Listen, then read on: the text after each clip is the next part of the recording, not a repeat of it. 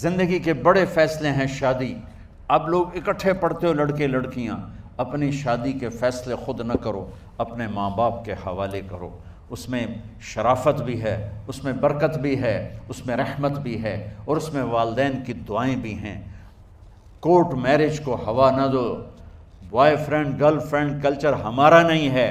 میرے نبی کے طریقے میں مرد اور عورت کا صرف نکاح سے تعلق ہے، اس کے علاوہ سب جہنم کی آگ ہے. اور والدین سے کہتا ہوں کہ اپنے بچوں سے پوچھ کے رشتے کرو، زبردستی مت کرو. میرا معاشرہ بہت سنگین قسم کے جرم کا شکار ہے، بچوں پہ مسلط کر دیتے ہیں، ایتھے ہی کرنی ہے، جٹائیں چی کرنی ہے، بٹائیں چی کرنی ہے، پتہ نہیں آئے کتوں ہیں جٹ بٹ.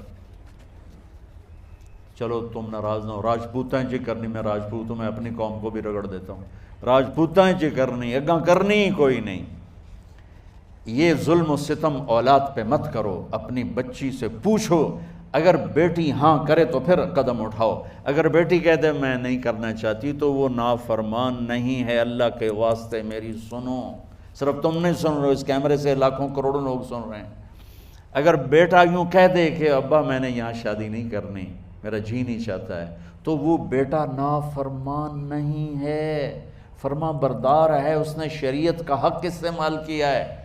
اب ایسا ظلم مت کرو کہ نہیں اتھے ہی کرنی ہے، اتھے گھروں نکل جا. زندگی تم نے تو نہیں گزارنی، زندگی تو بچے نے گزارنی. میں قربان جاؤں، ایک حدیث سنو پہلے، پھر اگلی بات سناتا ہوں.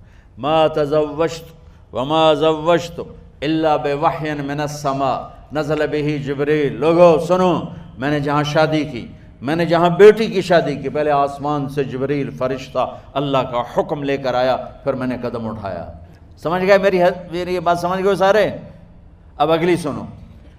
حضرت علی فاطمہ کا رشتہ لینے آ گئے، اور جبریل ان سے پہلے آ گئے کہ یا رسول اللہ فاطمہ علی کے لیے ہے.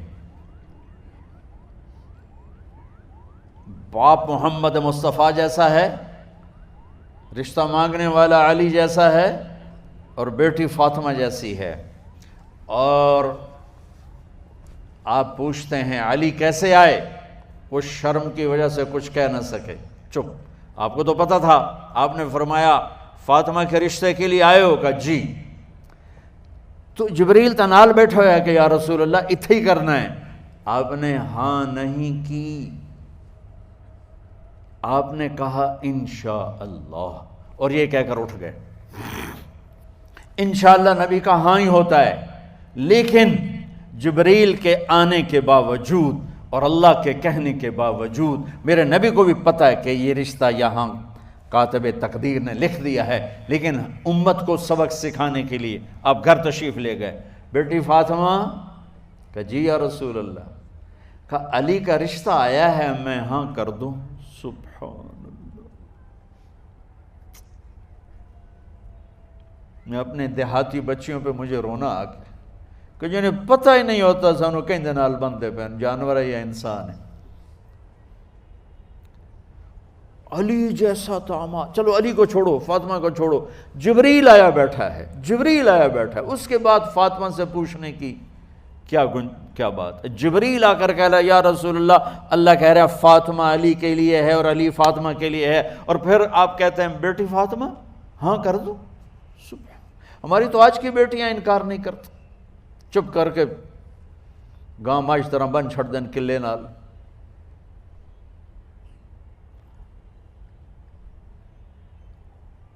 کوئی ان کے اندر کے جذبات کو سننے والا کوئی نہیں ہوتا. اپنی انانیت پر یہ فیصلے کرتے ہیں، اور میرا نبی کہہ رہا ہے بیٹی ہاں کر دو. سبحان اللہ. آپ کا کیا خیال ہے، فاطمہ نے انکار کرنا تھا؟ یہ بیٹیاں نہیں انکار کرتی تو فاطمہ نے کہاں کرنا تھا؟ لیکن یہ سبق دینا تھا ان والدین کو جو نادانی میں نادانی کے فیصلے کر کے اولاد کو ہمیشہ ایک ٹھنڈی آگ میں دھکا دے دیتے ہیں. حضرت فاطمہ رضی اللہ تعالیٰ عنہا نے جب ہاں کی، پھر آپ باہر نکلے. اچھا مزے کا واقعہ ہوا، حضرت علی اٹھ کے باہر نکلے تو صحابہ باہر کھڑے انتظار کر رہے تھے کہ کیا ہوا. حضرت علی کو بھیجنے والے تھے عبد الرحمن بن عوف. پہلے ابو بکر گئے تو آپ نے انکار کر دیا، عمر گئے، رشتہ مانگا، آپ نے انکار کر دیا۔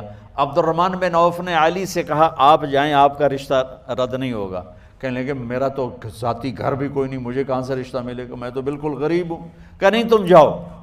تو واپس آتے انہوں نے عبد الرحمن بن عوف پہ چڑھائی کر دی، ویکھیا ہے نا تو مینوں گلے آئی، انکار ہو گیا۔ تو صحابہ نے پوچھا کیا ہوا؟ کہا کچھ کہا ہی نہیں، چپ کر کے اٹھ گئے۔ تو عبد الرحمن بن عوف کہنے لگے کچھ بولے صحیح، کہ بس اتنا کہا انشاءاللہ، کہا تو مبارک ہو، نبی کا انشاءاللہ ہاں ہوتا ہے۔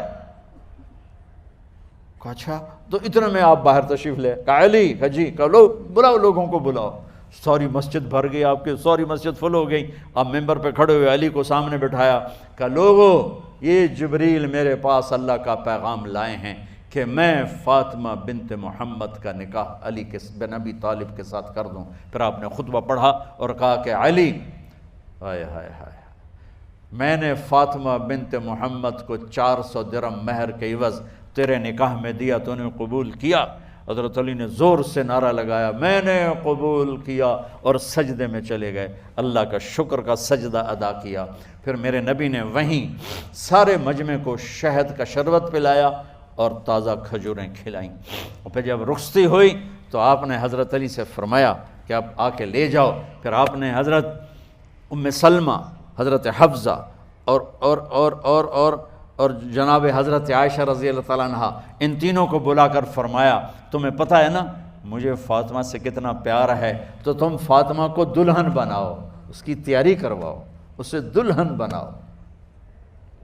تو ان تینوں نے حضرت فاطمہ کو دلہن بنایا۔ پھر آپ نے حضرت علی کو پیغام بھجوایا، وہ تشریف لائے، اپنی اونٹنی لے کر آئے، حضرت عقیل ساتھ ہے، سلمان فارسی ساتھ ہے، اور دروازے پر اونٹنی بٹھائی، آپ علی کو اندر لے گئے اور یوں فاطمہ کا ہاتھ پکڑ کے علی کے ہاتھ میں دے کر فرمایا علی تمہیں نبی کی بیٹی مبارک۔ سبحان۔